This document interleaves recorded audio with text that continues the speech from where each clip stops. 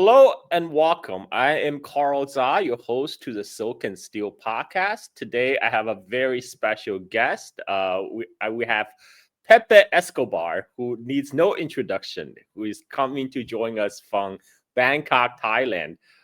Pepe, just in case there's some among my audience who may have been living in a cave for the last 20 years, could you do a brief introduction of yourself to them? Well, Carl, first of all, it's a huge pleasure to reconnect the BKK Bali connection, in fact, Yes.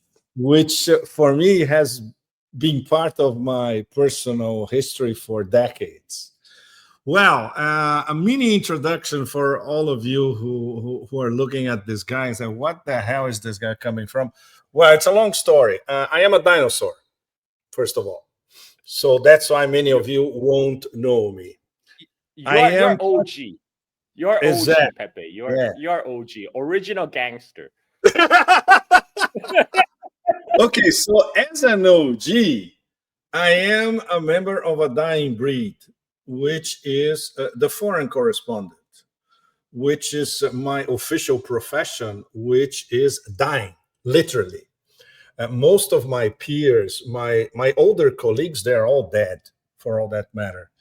And my contemporaries, most of them are, in fact, all of them are retired, many of them in disgust after suing their newspapers, of course. So there are not many of us left.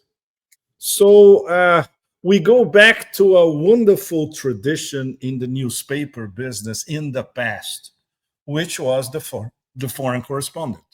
Like great newspapers, big newspapers used to send people all around the world and sometimes to different destinations, and you would be covering a particular capital or region. In my case, it was even crazy. During a few years, I was covering Asia as a whole, which is something completely absurd. But at the time, you could do that. And the director of the paper says, yes, you're going to Asia. I said, wow. But the great thing is that you had the freedom to go anywhere you wanted. Turkmenistan, Timor, no problem, But this is an old era. I'm talking about the previous millennium for all of you young people. So in 2000, in fact, 25 years ago, I switched to online media. And I started a long relationship with Asia Times based in Hong Kong, which at the time was an online, a mini online. It started as a newspaper, in fact, but at the time was just a mini website. And of course, we were very lucky. It was circumstances, of course, but a little bit of where's the action happening next. We were in Afghanistan and Pakistan before 9/11. And when I say we, my dear friend, it's a horrible story. Later, he was killed because he discovered an Al-Qaeda cell in the Pakistani Navy. So he was actually assassinated. We tried, we all of us, we tried everything, and obviously the Pakistani government at the time, they buried the so-called investigation, completely. Right. And Salim was based in Karachi. He was our correspondent in Pakistan. And I was between Peshawar and Islamabad. And that's where we were before 9/11. And after 9/11, we continued to do the same thing. And we picked up a gigantic audience, especially in the United States. They say, who are these crazy people in the middle of all the... It was us, essentially. And two guys here in Bangkok who were editing everything. It was a very small operation, but we made our mark. So I stayed with them on and off, mostly for 20 years. And I left a few years ago because it was bought by American bankers. So obviously we had serious clashes. And in the end, I left. Yeah, I did notice there was a whole editorial change in Asia Times. Sure you noticed, Carl. Yeah. It used to be For all of you younger generations, in journalistic terms, we had total freedom in the 2000s up to 2014. It was an outstanding experiment because our benefactor, a Sino-Thai tycoon, Sondi Lintongu. Sondi would, he would hands off completely, and we could do anything we wanted. We just need to stick to our small budget every month, but we could do anything we wanted. Our travels, you name it. So from 2001 to 2014, that was quite something. It was a beautiful experiment. But when the American bankers bought it, of course, the whole thing changed. And for instance, when they called me back, my brief was, okay, you're going to cover the new Silk Roads. I said, yes, I'm already doing this, but I was writing for the Russians at the time. Obviously, when they start to see what I was writing about the new Silk Roads and China, immediately I became an agent of the CCP. Wow. So obviously we were in shock all the time. And in the end, I was fed up because when I was writing about Russia, it was the same thing. I was paid by the Kremlin. And when I was writing about Iran, I was paid by the Ayatollahs. So you know American bankers, Carl. You cannot reason with these people. So in the end, it was inevitable, But this is a short, I would say a short summary of what I've been doing for the past 40 years. When I started, you guys, you have no idea when I started. It was during the Reagan-Gorbachev era. Can you believe this shit? My first post as a foreign correspondent was London. And the big story in the in 1985, 86 was Reagan-Gorbachev.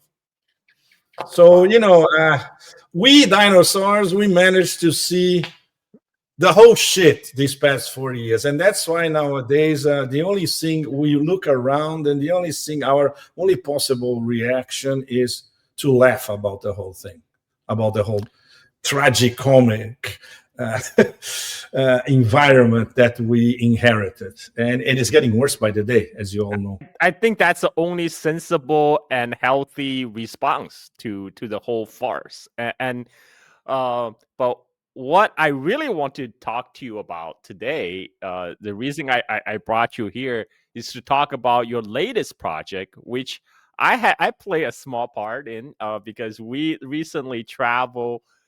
We were together in that trip, yeah. We traveled the modern Silk Road in Xinjiang region of China, and now that we are, we had some time to settle our thoughts. We have left. Now I'm interested to kind of dig your brain for your reaction because I know you have traveled to Xinjiang way before, like 27, 28 years ago, back in 1997, 1998, and contrast that with what you saw recently, like this month on this trip. I mean, I can imagine there's just tremendous changes. What are some of your reactions, initial reactions? Of course. Wow, Carl, it was an enormous shock. And in fact, I was amazed by everything that I saw, to tell you the truth. Compared to my first two trips in 97, 98, and then I came back in 2003. Yeah, it hadn't changed much. That was the year of the Iraqi War. After the Iraqi War, a few months later, I did the Silk Road again, starting in Xi'an. And then I think 2009 or 2010, still, you could see the beginning of a few changes in terms of modernization. And the last time I went to Urumqi, I flew from Beijing, so I didn't see what was going on in between. So this trip was planned for 2020. It didn't happen because of COVID, the trip that we made together, The first part of the trip was to what I did solo, retracing the ancient Silk Road from Xi'an to Urumqi via the Gansu corridor, and especially with a special stop in Dunhuang, right? And the second part is what we did together. This is absolutely outstanding on the road in Xinjiang. So the year before, 2019, I did the other side. I went to the three stands bordering China. Tajikistan, Kyrgyzstan, and Kazakhstan. And I did, let's say, New Silk Road loop on the Central Asian side. Just to give you an idea, all of you, I was, it was a no man's land. We were outside of the Pamir Highway, and my driver, a Pamiri, uh, he studied in Russia. He said, "Look, you see that fence over there? There's a no man's land of 20 kilometers, and after 20 kilometers is Xinjiang." Unbelievable. Total no man's land. Literally nothing, just bare rock, So they are very, very close. And of course, we went to the borders in the Kazakh-Chinese border. Wow, it's non-stop action, as you know, the dry port of Korgos. You have one border for trucks in the highway, one border for passengers, one border for trains. You have a free trade zone. It's completely crazy. You see the new Silk Roads in action. Then there's the Kyrgyz Xinjiang border and the Tajik Xinjiang border. There, of course, much cooler, but you see traffic of cargo trucks in and out all the time. What we saw together this time was on the Chinese side, and I had a particular shock, Carl, because I was expecting the Karakoram highway on the Chinese side to be at least 4 lanes and very, very busy. Yes, it was very busy, but it was only 2 lanes and ultra congested. So we couldn't find anybody to answer the key question. Why do you have only 2 lanes leaving from Kashgar? That's the beginning of the China-Pakistan Economic Corridor, the #1 project of Belt and Road, cross-border with the super important border China-Pakistan, and you have a perennial traffic jam.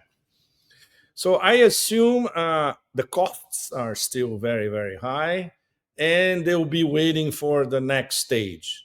Because a few years ago, they were saying, "Well, soon we're going to have a super highway from Kashgar all the way to Islamabad and then the south of Pakistan and Balochistan, and even a pipeline." Oh man, this is going to take forever. It's a really long-term project. So during our trip, we had shocks like that in terms of maybe the infrastructure building is not progressing as fast as we thought. For instance, on the Pakistani side, it is 2 lanes, but when you when you look at the environment, it's literally across the Karakoram mountain. So okay, to do a mega highway over there is practically impossible. But what the Chinese did, they repaved everything as a state-of-the-art road with fiber optics all across. Tunnels, a succession of tunnels that the Chinese built, all of them, and it's absolutely amazing. I remember the Karakoram in the late 90s was still a mega adventure to travel the Karakoram. Was very tough. This was only 25 years ago. Nothing. So this is one example. The other example is totally the opposite. It's the mega modernization. 2 things that we saw. Arriving in Urumqi, and you arrive at a mega Chinese city in the middle of the desert. And when we crossed the Taklamakan, which was one of my dreams since forever. And it's absolutely mind-boggling. This super highway, the Chinese magic cube, the reeds on both sides, protecting from the shifting sands, the 2 green barriers on both sides as well, leisure stops, tourist spots. And of course, the green belt. We saw the green belt in the beginning and in the end of our crossing. The 3,500 plus green belt encircling the Taklamakan. So when you see these things, well, my initial reaction was always the same. Man, socialism with the Chinese characteristics, these motherfuckers know what they're doing. Okay, now I want to ask you specifically though, Of course. on Kashgar, because you visited Kashgar, I think before they redeveloped the place. Totally. Yeah, because Kashgar, they actually use the American Hollywood actually used Kashgar as the backdrop to shoot the film Kite Runner because they You couldn't told do me it. that. Yes. Yeah, because they couldn't do it in Kabul, Afghanistan, too dangerous. So they shot it in Kashgar, Xinjiang, because they thought they got an approximation of what Kabul looked like back in 1970s. And this movie was in 2007. So Hmm. so I think they redeveloped it after you say you were in Kashgar in 2009, 2010. I think 2009, it was the beginning, Carl. 2009, it was the beginning of the, how can I put this diplomatically? Revamping of the old city. They had the idea of turning the old city into a sort of, okay, open air mega shopping mall, sort of.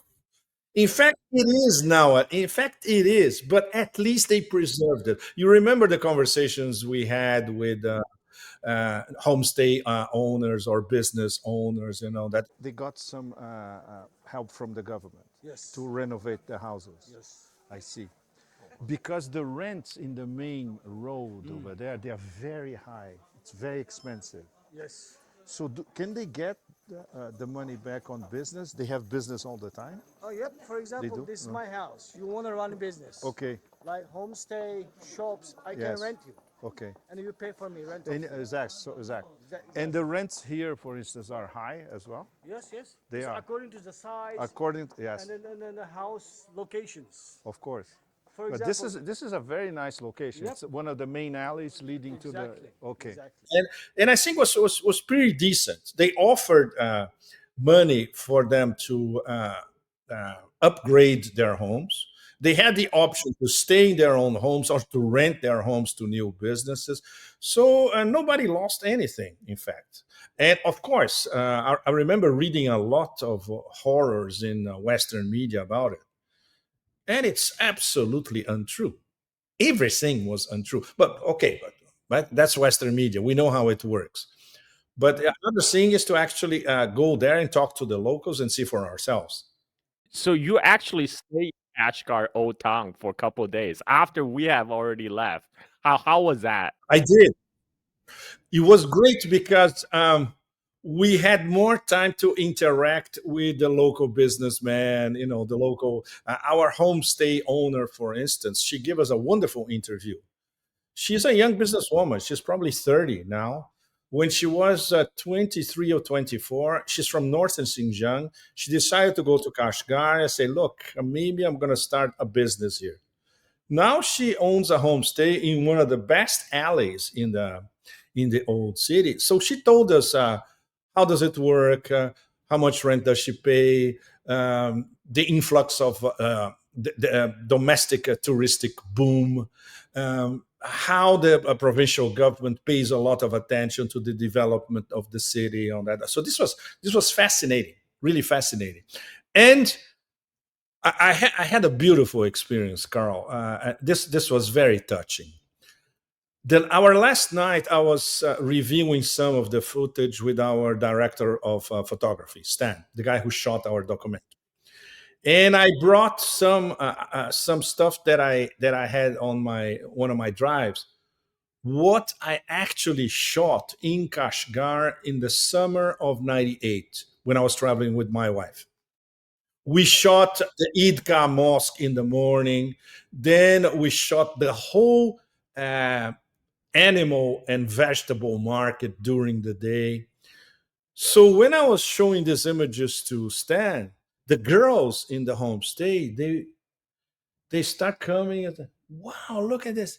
It was the first time that they saw these images of their own city when they were not even born.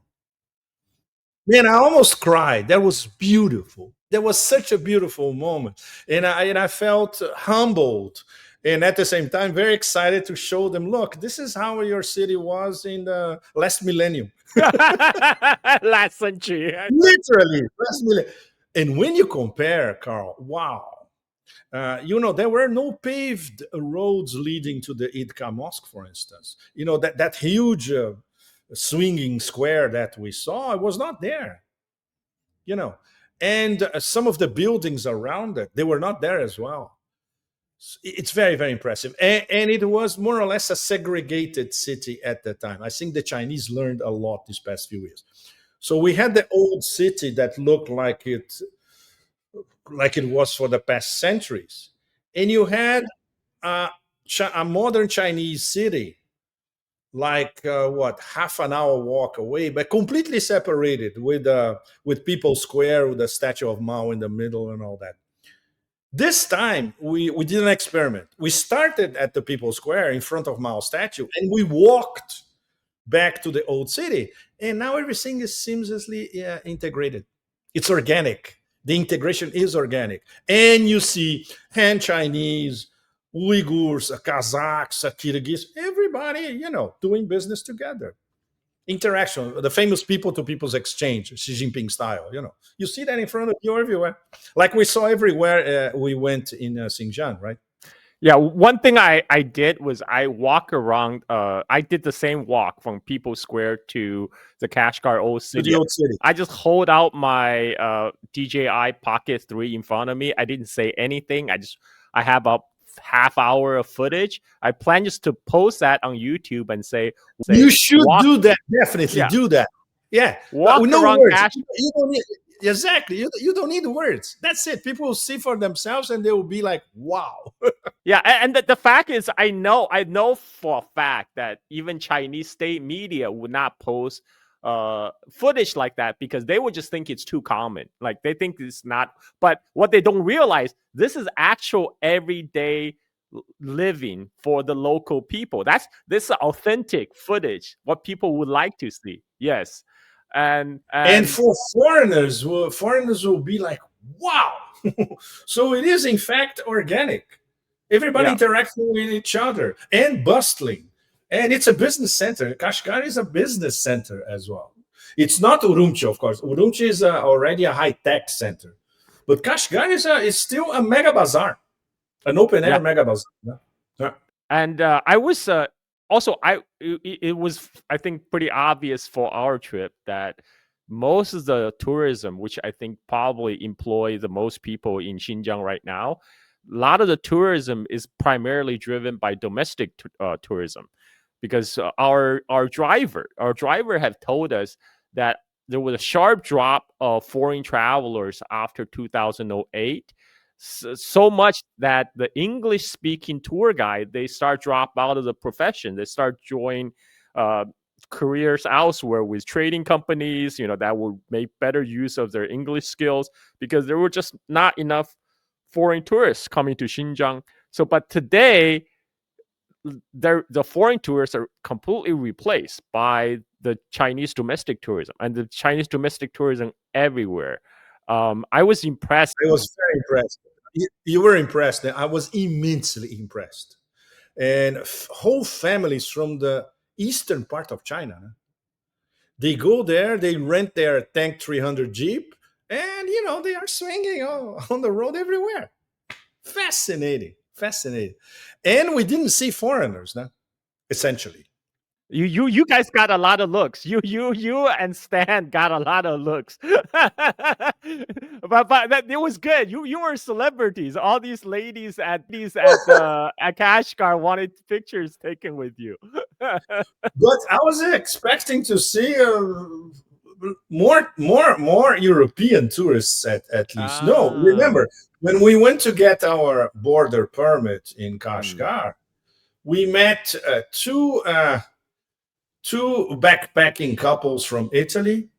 There was a lady, she was Franco-Chinese, Chinese living in France with her husband, and a German with his family. That's it. These were the foreigners that we actually saw on this trip. It's incredible. Incredible. Well, we understand why. The campaign of demonization of Xinjiang, it was not only in the US, it was all across Europe as well. So if you ask an average Frenchman or German, they think that Xinjiang is slave labor and concentration camps everywhere. Is it safe to go there? The usual stupidity. Yeah, it's very safe because actually I mean safety is the last thing you need to worry about in China and in Xinjiang in particular, because there's actually heavy police presence in Xinjiang, as we have seen. And but surprisingly, the police are actually very polite and very professional. Extremely polite, and we should tell our audience, in many places, in our case as foreigners, it was facial recognition. We were going through a lot of checkpoints. We didn't even have to stop because the cameras, obviously, our files were already there in the central um, database. So they knew that this was a bunch of foreigners traveling together. And sometimes we had to, our leader, let's put it this way, our local producer, she had to show our passports. But most of the time was facial recognition. And everybody extremely polite, extremely polite. So this proves that they are not seeing many foreigners traveling around Xinjiang. We were a sort of an exception, in fact. Yeah, because I remember when the time we did get stopped in Khotan, um, the Uyghur police were very apologetic. They're like, "Oh, so sorry, we have to do this to you. To you, But we're this was because of the drone thing, wasn't it? uh." No, no, this was a separate thing. When we're on our Separate. way to Yanjisar, that day to on our way to Kashgar, Khotan, the first time we got pulled over for our passport check, and Yes. Okay, okay. I remember this one as well. But for instance, two other instances. One night we were shooting in Urumqi. Stan and myself, we were in. There are two downtowns in Urumqi. Is so big they have two downtowns. So we were in the top downtown shooting all those buildings clad in red with 70 in all of them. That's the 70th anniversary of the Xinjiang Uyghur Autonomous Region, and we happened to be there at the time. And then the police approached us, and then we found out why. Stan he was framing one of the buildings, but there was a police station nearby. We didn't notice. And then the guy told us, look, this is a police station. You cannot film that. But we didn't know that. So he erased the footage that where the police station was side by side with the big building. And they were super polite as well. And another time was no in the Pamir areas, for instance, was very, very easy. Once you get the permit, super easy to travel all across the Pamir Tajik areas. No, there was another instance when they approached us and they were hype. The drone thing. For instance, we didn't know we were in the back of a canyon. Can you imagine? Literally, in the middle of the desert, in the back of a canyon. So Stan, he had a drone. So we needed some drone footage, obviously, absolutely outstanding place. The problem is there are cameras everywhere, even in the back of the canyon. So obviously, police came later, said, "Guys, sorry, but no drones anywhere."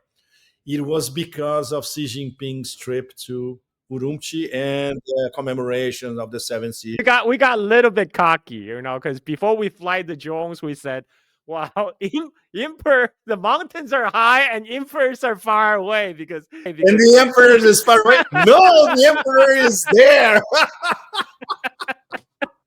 The emperor is an all-seeing emperor. So we just chose a bad time to go because they had a drone ban throughout the 70s. He had a drone ban for everybody. So, but but but, but remember when we met that guy in the Panlong Mountains? He was flying his own drone, so he probably met somebody who gave him some sort of permit. He was the only guy who could fly a drone in that area. Did you know? Uh, your interview on Judge Napolitano has gone viral on Chinese social media. It went viral in China. Several Yeah. people told me that. And Yeah. I told the judge yesterday, and they were like, wow. you know how fast he went viral? On the way back, like right after we left Kashgar, on our flight from Kashgar to Shanghai, Jenny was picking up a Global Times that was on the plane, and in that Global Times was a piece, an excerpt of your interview piece on Judge Napolitano, because they already have translated everything, put subtitles on it, and after that, Xinhua, the official Chinese state media, Tiansan Net, which is the official media of Xinjiang region, they all have reposted videos of your clips of your interview with Judge Napolitano with Chinese. And this is enormous. Because probably, I'm not sure, but maybe this was the first time on an American podcast that it was shot straight from Xinjiang live. Probably was the first time. You know what, Pepe? And I watched that interview. Even though you're live streaming from Kashgar, I have to say your quality looked much better than Judge Napolitano, who just had a virtual background. Because you look like you are in a professional studio setting. But you know who did it, Carl? Stan gave me. In fact, Stan used my DJI mic plugged to my laptop, and he had lights, so it looked like a real studio. It was in front of our homestay, and of course, with people passing. The judge, when he saw that, he was like, "Wow!" It was very, very funny. I recognized that was a coffee shop in front of your homestay, but I was like, exactly. So we filmed in that coffee shop. Yeah. Yeah, that looked really good, and now everyone in China knows about you. So that's how I was sharing those videos to. I was sharing those videos to my family in China. I'm like, hey, look, they're talking about our trip, and my mom's like, they didn't talk about you. It's all about Pepe. I'm like, I'm with Pepe. I swear. No, but this is good, I would say, pre-PR for our documentary, because a lot of people, when the documentary comes out, they will remember. Exactly. And of course, Chinese media, we need, when we release the documentary, we have to get this all across Chinese media. We will, because this is probably going to be the first major Western. It's not Western. It's a Chinese production, our documentary, essentially. But with Westerners involved in English, talking about Xinjiang on the road. It's a multipolar production, Pepe. It's a multipolar. It's a total multipolar production. Absolutely. And it's more Asian than Western. Yeah, we have you, a Brazilian journalist. We have a Russian photographer. You know, Chinese was involved American. as well. Exactly. Chinese American. Yeah. Well, we have a South African as well. Don't forget about Germ. So we got we got all the BRICS members present. We had we got the BRICS on the move. South Africa, Russia, Brazil. Yeah. So we are BRICS together. Yeah. Cheers. Cheers. Cheers. 谢谢啊。对了 BRICS. China, Brazil, Russia, Indonesia, Oh, BRICS. Oh my God! Okay, start all over again. China, South Africa, Russia, Brazil, Indonesia. BRICS. 5 permanent members of BRICS. BRICS representation on the trip. Full BRICS participation. Fantastic. But look, Carl, to sum it all up, for me, this was one of the most beautiful moments of my professional career. And of course, of my life as a nomad, in fact. Especially when you cherish so much coming back to one of your favorite places. And it was very hard to go to Xinjiang until 2 years ago, maybe after COVID. Until last year, it was very, very tough. It was practically impossible. And during the 2010s, you could not go there. You could maybe fly to Urumqi maximum, but that was it. Even the our driver said, during that time, like at the checkpoints, everybody have to get out, and then they check your IDs. Now today they just ask you to roll down the windows, look into the camera, and then and just wave you through. So so things are definitely getting better. I know you have you are planning to go back. I know you are planning to go back, but I wanted to remind you, March and April can still be cold in northern Xinjiang. What the locals told me is May, after the after the May 1st holiday, the weather will start to get better. Now, okay, we'll take this into consideration. We have already discussed a part two of the documentary, and it's approved. There will be a part two, and it will be focused more on North and Xinjiang, because the idea is to go to those three borders: Kazakhstan, Tajikistan, and Kyrgyzstan. So the focus will be more on the geoeconomics of the north of the Belt and Road Initiative, Xinjiang with Central Asia. And of course, we can spend some more time in Urumqi to talk about Urumqi as a high-tech center. So it will be a different focus compared to this first documentary. It had a strong ancient Silk Road aspect to it, right? So this was my original idea. I wanted to see the ancient Silk Road in Xinjiang now, and then compare it with the past, obviously. So we didn't have much time to see high-tech Xinjiang. So we did see it a lot. Of course, we did. Yes, but not in detail. For instance, we didn't spend enough time in Urumqi. But just an example for all of you, our audience. You leave Urumqi and you go to Turfan, one of the top oases in the North and Silk Road, and you see electrification of China. You see that those forests of wind turbines and solar panels, and you see those solar farms as well. You can see the light, on the poles for miles and miles away. So you see mechanization of agriculture. We saw all that. These are some, but there's another aspect of Urumqi as an IT hub. So this next time is something that we can see. And of course, yes, go ahead, please. Go ahead. No, a lot of people don't even realize Xinjiang is an up and coming new tech hub, because No, well, first of all, they probably get inundated by a lot of Western propaganda.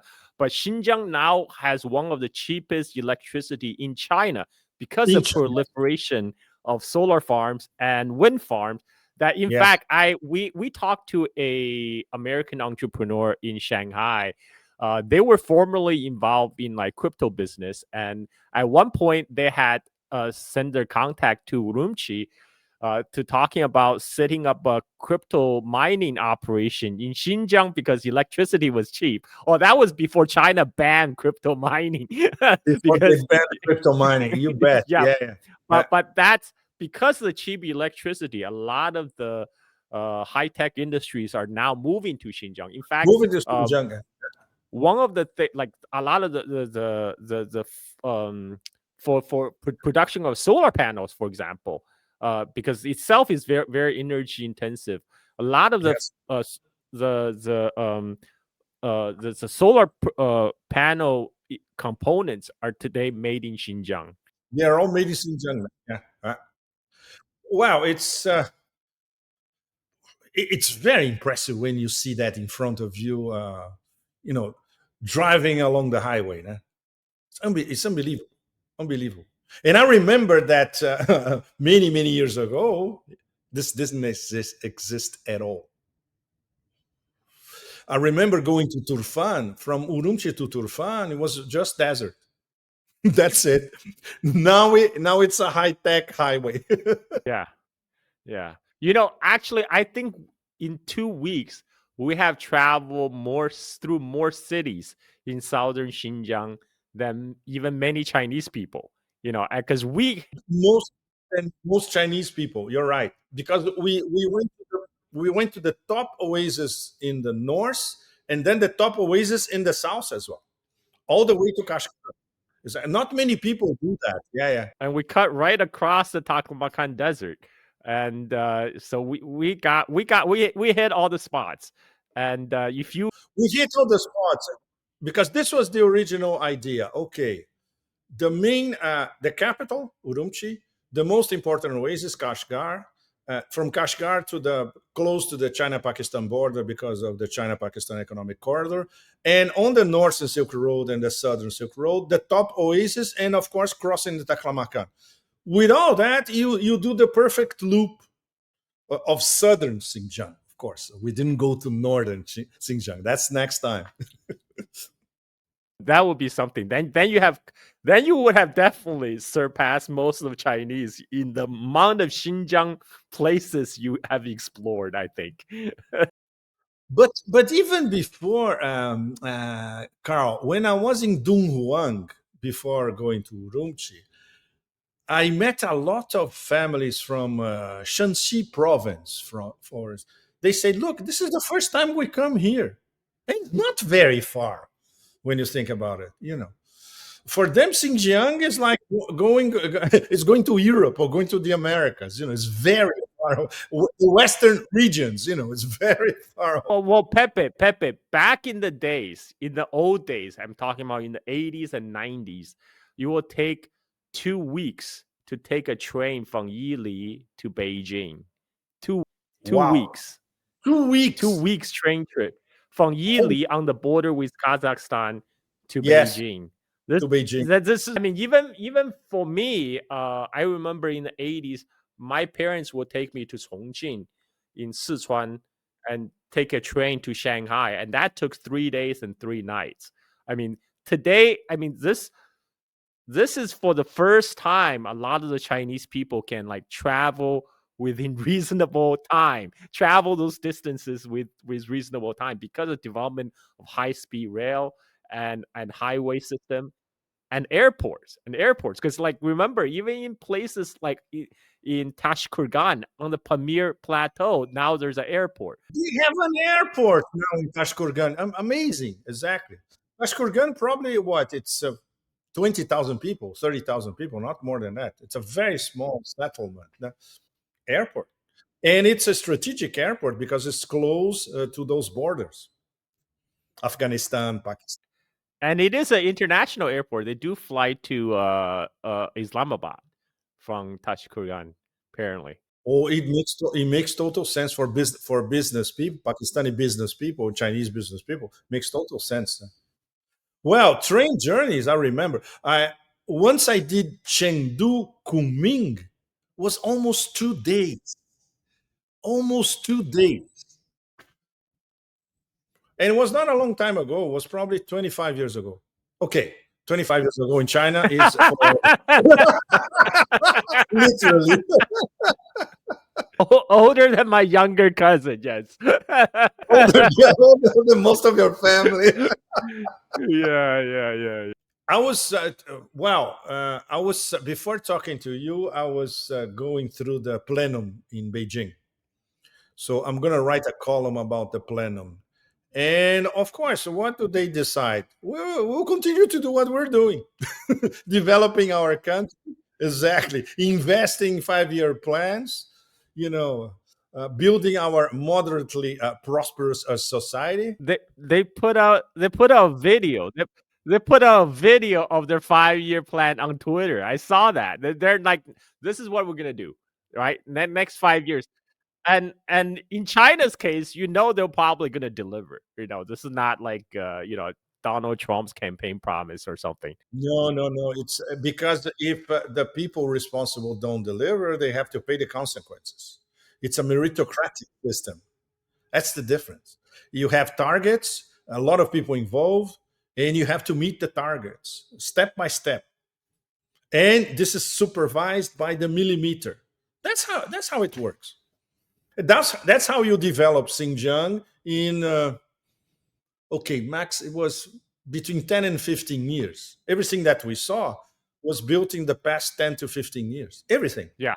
Amazing. Well, a lot of the hotels we stayed in, I asked around, Wow. they were That is- building last year or so. Building They're all last year. building last year, yeah. And they're very- I commented with this with my European friends. I say, guys, first of all, in Europe, you have no idea that hotels like that exist. Not those pieces of shit that you have in Italy, France, Germany, etc.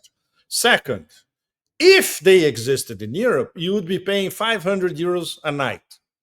We were paying less than $100 a night to stay in them. Brand new, impeccable, modern, everything electronic hotels. In the middle of okay, I wouldn't say nowhere, but very far away from everything. Doesn't matter. Yeah, even in Turpan, they have those robots delivering water to your room. If you call the front desk, you want more water, they will send the robot with water. They send the robot. Door.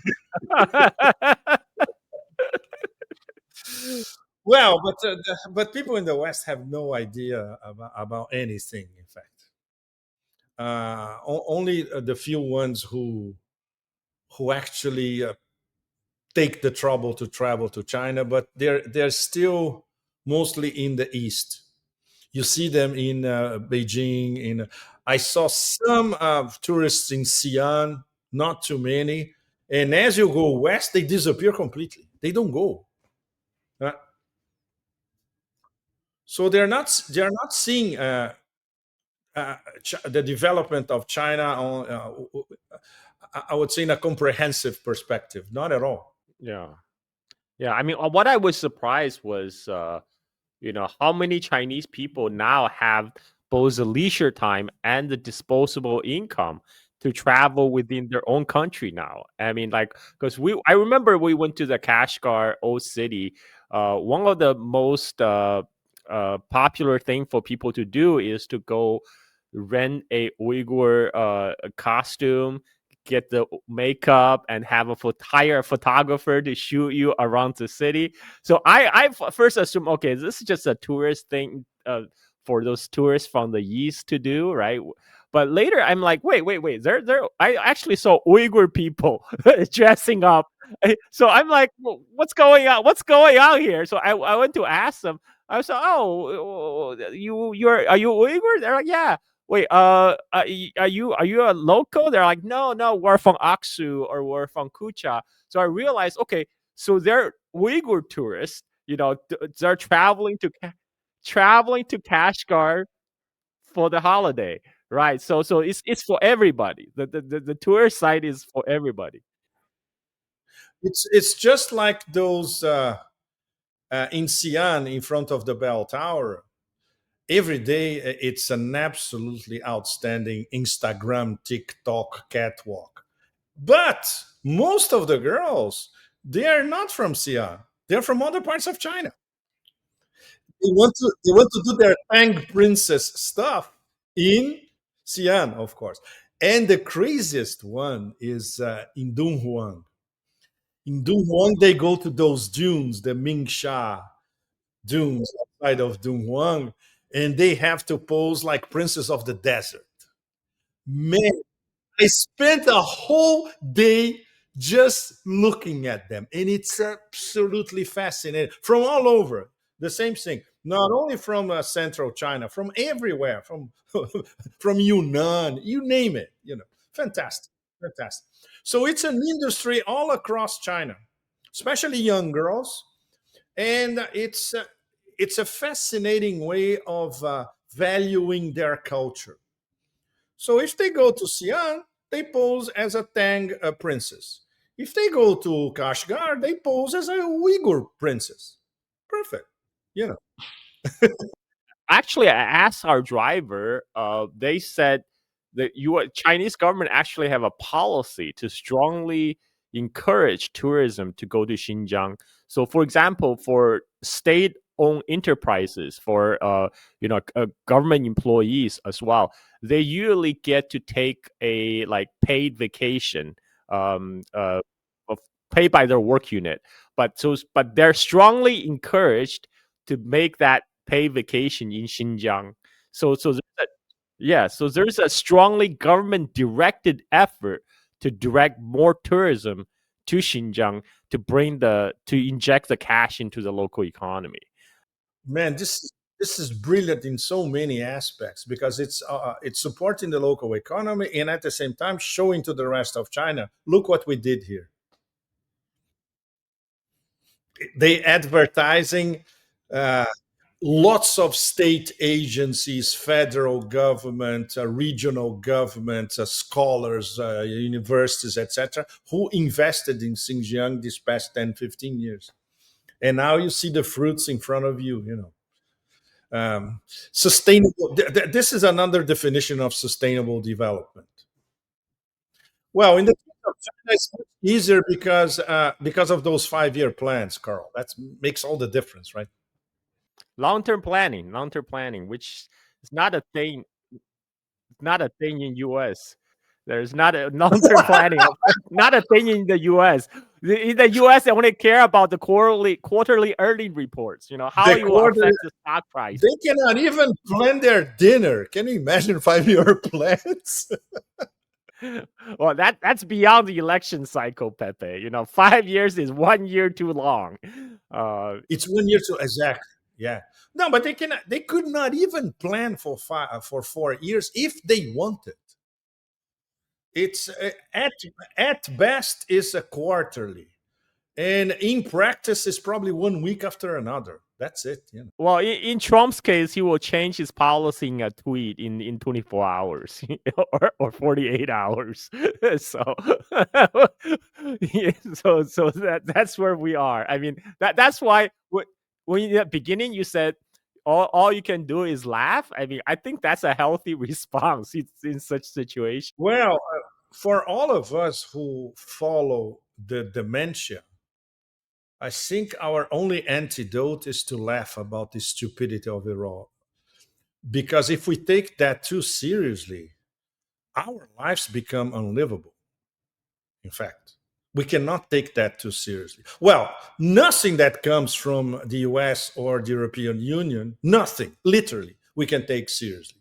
So at least we take seriously what comes from China, Russia, Iran, some other players across Eurasia. That's different. The Sahel states, some states in Africa. These are serious people. But when we compare to this fragmentation and disaggregation of the West, wow, it's terrifying in many aspects because it will only get worse, and it's their own doing. Nobody's forcing them to act like this. It's their own non-decisions or lousy decisions. So it was very hard, Carl, and for all of you, it was very hard to leave China this time. I was very lucky because I came here to Thailand. If I had left back to the West, wow, I would be in deep depression like for weeks. Seriously, seriously. The contrast is so mind-boggling. Huh? It was years ago. It was the equivalent of leaving the West to come here to Southeast Asia at the time of the Asian tigers. You could see the whole region here booming and dreaming about the future, compared to the West, which at the time during the 90s they were self-satisfied that we're ruling the whole thing and we'll continue to rule the whole world. Nope. But this was the mindset at the time. So when you were traveling to Asia at the time, you could see, no, the future is among these people. It's what we're seeing now. I think the Asian century is here already. It's not like in the No, future. totally. We are Totally. already in the Asian No, century. it's already here. But this is something you can only see if you live in Asia or if you come from the West, if you spend a lot of time in Asia. Then you start to get the picture. Otherwise, it's impossible. For the majority of the brainwash. Yes, go ahead. Go ahead. By the way, my 4-year-old son had the same reaction as you. He's asking me, Dad, why did we come home from China? I want to be in China. Yes, That's my. he said that. Wow. He said that. It's fascinating because this is a visceral, instinctive feeling. It's nothing intellectual. It's wonderful. It's wonderful. You can feel it. You can feel literally. You can feel the vibe, which is something in our trip. The vibe of everything that all the places we've been, the people we were talking to, the vibe was amazing. So obviously you get contaminated. Even leaving China, I came via Chengdu. I arrived in Chengdu in a brand new airport terminal.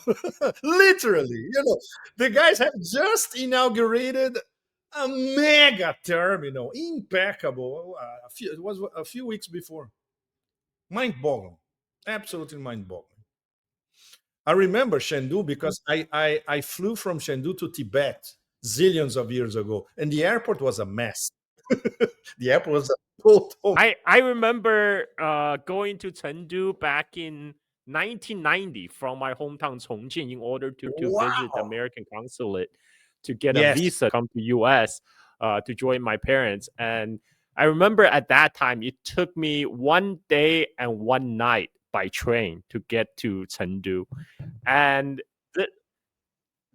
this time when I went back to after our Xinjiang trip concluded, I went back to my hometown Chongqing, and one of my expat friend in Chongqing, Daniel Dumbrell, he took me on a day trip to Chengdu. We took the high speed train from Chongqing. We were in Chengdu in like hour and a half. An hour and a half. Wow. Amazing. Amazing. Yeah. I remember at the time it was like what, 12 hours by train, 10 hours, 12 hours, something like that. Yeah. There you go. Socialism with Chinese characteristics.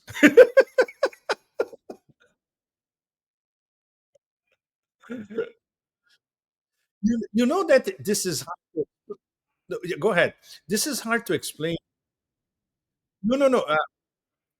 This is hard to explain even to a lot of people that seem to be at least acquainted to what China has been doing for this past 25 years. They still don't get the dimension of the whole thing. They don't get the scope, the breadth, the amount of investment, the planning, the organization. It is unexplainable for most people. That's why I think the approach by the Communist Party is very sound.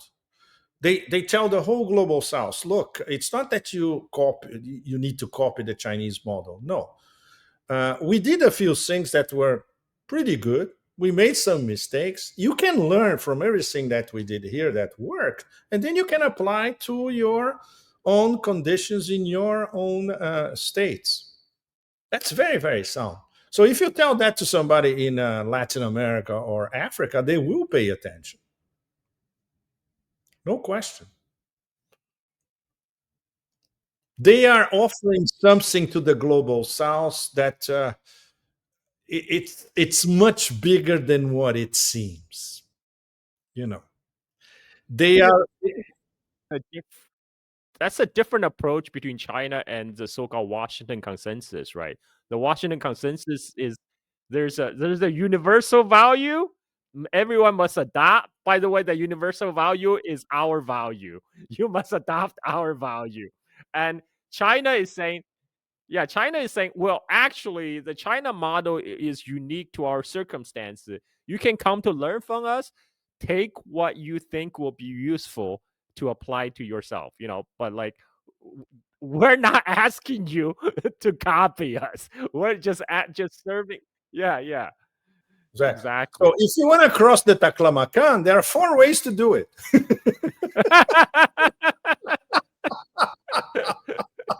Yeah. And you can stop along the way to have a drink on top of it. Yes. Yes. Incredible. Well, this has been a fascinating post-trip interview, and I really hope we'll probably do another one by the time when our documentary comes out. Anytime you want, Carl.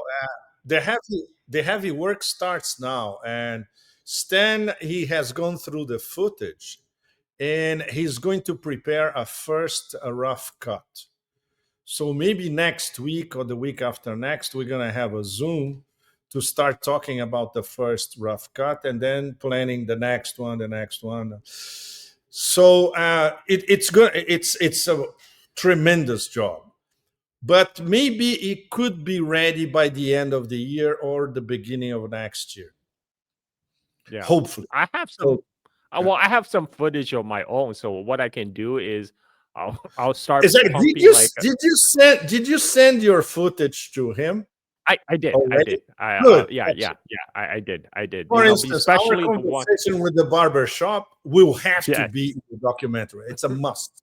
It's an absolute Yes, must. two guys walking in the Uyghur barbershop. That's going to be in our documentary. And Of course, I already wrote the column. My column starts with us I read it. the barbershop. I read it. It was fantastic. Well, Pepe, thank you very much for making your time. You're welcome. My pleasure. And I look forward to your next adventure when you do a follow-up trip, when Xinjiang trip part 2. Definitely. We'll be spring next year. Guaranteed. Awesome. Well, if people want to follow you, for the people who have been hiding under a rock for the last 20 years, for people who want to follow you today, where do they go? Exactly. This is important because my work is a little bit scattered everywhere. It's very complicated. Well, a lot of people follow me on several podcasts. This is easy to find. And these podcasts, they have a large audience. But I'm a writer. I'm not a podcaster or a YouTuber. I am a writer, an old school writer. So where do I publish? It's complicated if you live in the West. Again, I publish on Sputnik International in English, based in Moscow, and Strategic Culture in English as well, also based in Moscow, and The Cradle in Beirut. So it's easy because a lot of my stuff is republished or translated in several languages. But if you want to get for instance, if you go to my Telegram channel, it's the easiest way. Whenever I publish something, there's a link to what was published. For instance, this column that we were talking about, 2 guys walk into a barber shop in Xinjiang. So I put the link over there, and it's very easy. So you know where it is. You can click directly. And obviously, if you are in the West, that's the problem. You have to read the column somewhere else. And then you have to know who's going to republish. Then it becomes monumentally complicated. But at least you have the title of the column, right? So when I was with Asia Times, it was much easier. But that's over. That's a long time ago. So definitely follow Pepe on Telegram. So how do they find you on Telegram? They just search your name, Pepe Very Escobar? simple. My Telegram channel is at Rock and Roll Geopolitics in one word.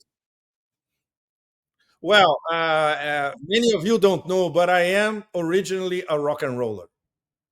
Completely. You still are. You're still OG. Yeah, totally OG. In the beginning of my in journalism, I was, among other things, I was a professional music critic with lots of Yes, with lots of responsibilities, interviewing rock stars, reviewing records, going to shows, whatever, editing the music page. So I did this for 3 or 4 years at least. Tell me that you did an interview with Germs on your career doing that. No, I didn't. German. No, You didn't. Oh no. no. Yeah, Okay, I I he talked about it, but in the end, it never happened. We could do this later. okay. No, it'll be okay. I'll let him know. It'll be a I want pleasure. to. I want to. No, it's going to be a lot of fun for our music listeners because I can talk about direct experience of post-punk in London, for instance, interviewing all these people, The Cure, Echo and the Bunnymen, Sex Pistols, Clash, you name it, all that. And of course, when I was growing up, the 60s and the 70s, when the music was absolutely out of sight. Then we can talk about records. We can talk about the best records ever, why, how the Beatles used to record in the studio, like how Led Zeppelin came about, that kind of stuff. I'm sure a lot of people will love that. Oh, I would love that. I mean, in fact, I'm going to remind Germs to follow up to make sure. Okay, let's do that. We can do the three of us. Yeah, of course. Yeah. Yeah, that would be awesome. So for the people who are watching this from UK columns, make sure to keep your eye on the channel. We're gonna have Pepe interview on rock and roll coming up Rock and roll. next. Thank you, rock and roll. Cheers, Carl. Well, all the that best was to awesome. you, That to was your family, and to Southeast Bali. Very important. yes. Thank you very much, Pepe, for Thank making you. the time My to pleasure. talk to us. Thank you. And Cheers. I hope to see you again on your next journey. No, we're gonna be together in this next trip. Oh, it's still okay. a long way away, but we're gonna be together. We're gonna be together in this next trip, definitely. Cheers. Okay. Cheers. Bye, Pepe. Bye. Cheers.